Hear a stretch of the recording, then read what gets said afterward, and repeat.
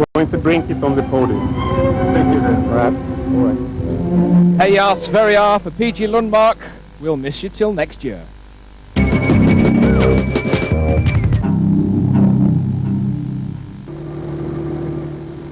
So then it was all concentration at the start of today's stage for Luc Alphonse, for Fontenay, for Shinazuka, for Kleinschmidt.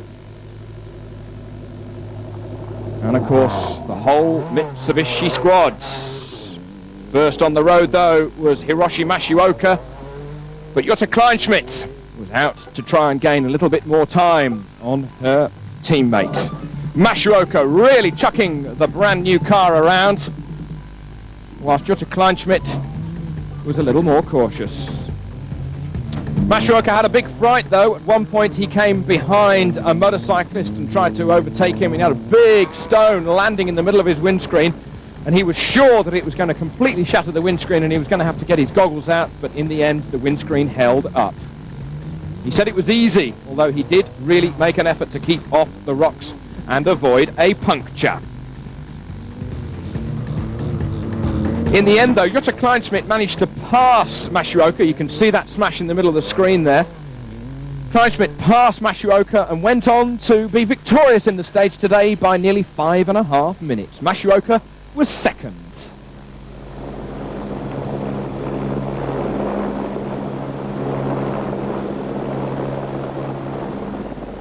Not a good day for the 6-time former winner of the Dakar in the motorcycle section, Stefan Pederhansel.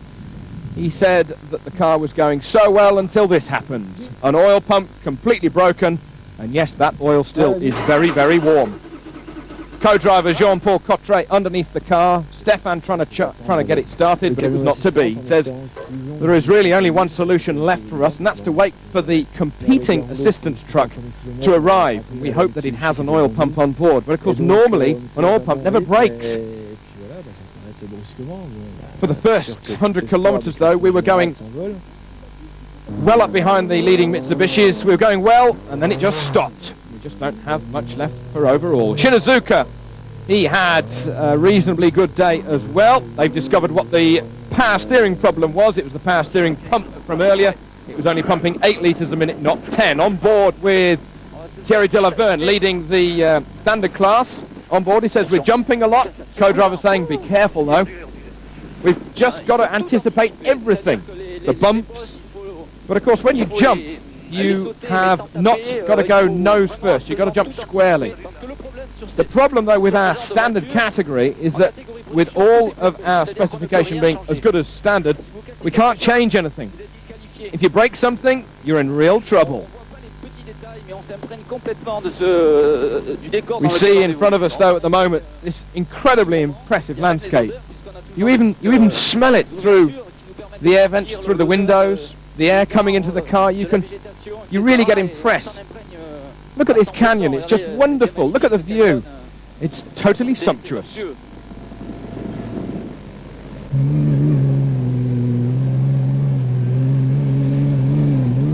Well, Nia and Eran Barkat in their Mitsubishi are leading the amateur class. They at the moment are well inside the top 10 in 8th position overall. Spectacular performance also from Manuel Plaza Perez. He's in 9th position, whilst Clever Kolberg from Brazil is inside the top 10, utilising the positions now that some of the works drivers have gone out. Here's Vanina Ricks, daughter of Jack Hicks, former Grand Prix driver and Le Mans winner. She says, I'm like everybody, I'm just waiting to see what happens the very next day. I'm very anxious about the dunes because it's all about improvisation. We've had to cross many dunes behind us and the sand was just very, very soft.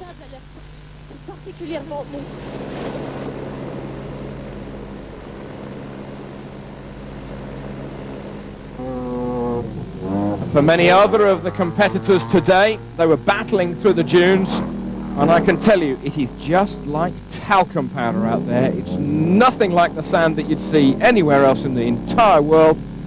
There are just millions and millions of grains of the stuff. People keeping the revs high, keeping the wheels spinning, but at times, as always, nature will win.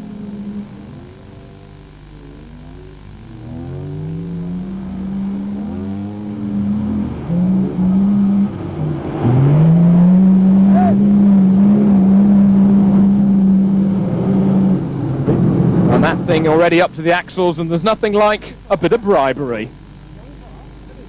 Paying the locals to have a bit of extra assistance. It's all part of the game. One of the warmest days of the Dakar has been today, and the last thing you need is to get stuck.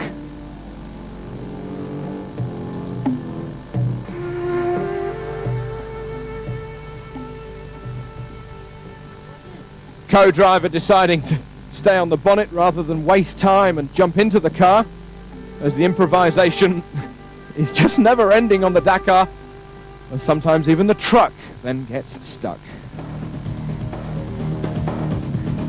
So Jutta Kleinschmidt being victorious, 5.5 minutes ahead of Hiroshi Mashioka today, Shinazuka third, Fontenay fourth, and Souza fifth, making it a clean sweep for Mitsubishi. Hiroshi Mashioka leading overall from his teammate Shinazuka, Kleinschmidt closing a little today in third, Fontenay and Souza.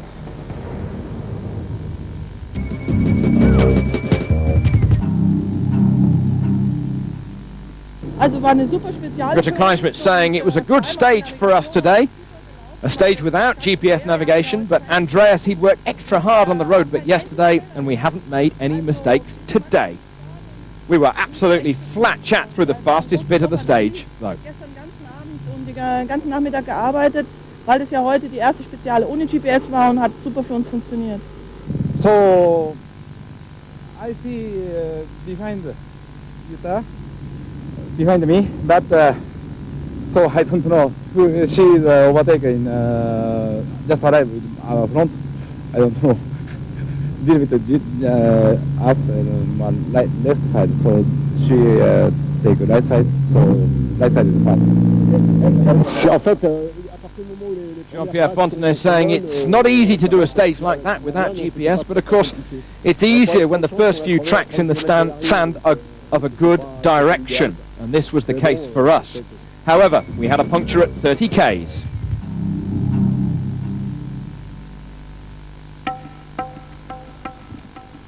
In the truck section today, it was the same story as we have seen in the motorcycle section and of course in the cars. And with the starting order today, as with the rest of the days on the Dakar, the starting order being decided by virtue of how people finished the last stage, many of the trucks were intermingled with many of the cars.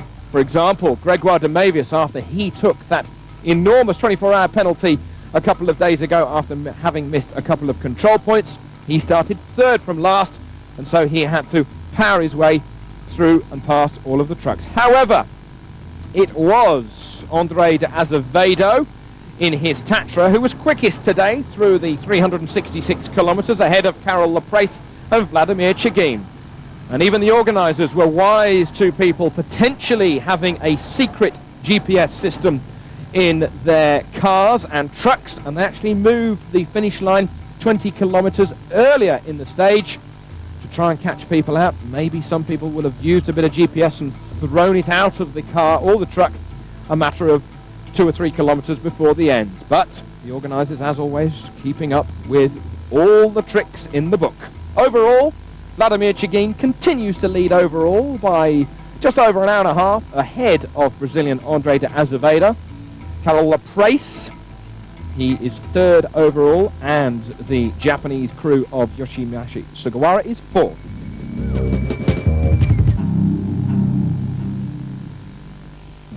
Johannes de Roy, he arrived in Rally Raid and attempted one of the most bizarre things ever seen, a double-ended, double-cabbed truck. And then in 1988, he came with 1,000 horsepower, twin-engine machine, and it was overtaking the Peugeot 405 T16, a hybrid of the two-time World Rally Champion machine from 85 and 86, and he completely outblitzed it in a straight line. You've never seen anything like it in your life, and the 405 at the time, of course, the queen of the desert. Enormous power, some 1,000 horsepower coming from the machine, but he had the most monumental accidents, and De Roy was lucky to escape with his life.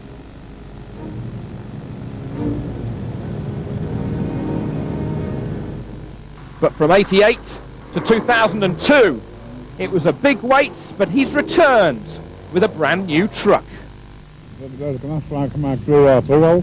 He says here that my son wanted to be with me, and it's for him that I wanted to come back on the rally.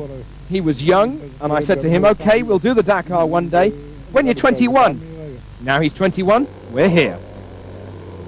This year, he doesn't have the great success and be up with the leaders.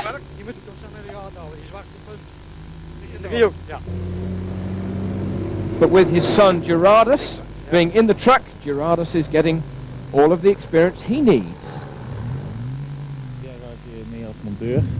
He says I'm more of a mechanic than a co-driver. It's me who built the car, built the truck, right from the beginning all the way to the end of the project. It's my own job, and I know the truck inside out, completely back to front.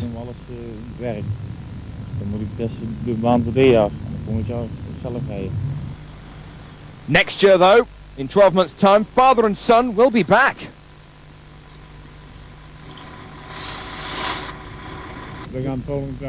Next year we'll be back with two trucks, one for him and one for me. It's not going to be a fight between us. He will go in his own truck and I will go in mine, and it'll be just a pleasure for the pair of us to arrive in Dakar.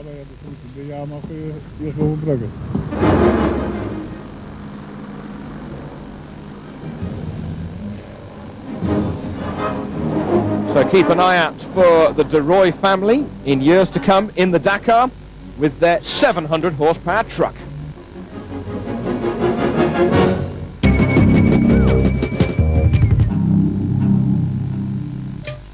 Tomorrow's going to be a biggie on the Dakar from Attar to Tajika. A small road section of some 33 kilometres, but then the biggest stage in Africa, 467 kilometres right into the bivouac. It's going to be long, it's going to be hard, it's going to be hot, and it's going to be dusty. And it's also going to be some of the most spectacular scenery ever seen. We will, as always, be bringing you a programme from the depths of Africa with the Dakar. Make sure you're going to be a part of it.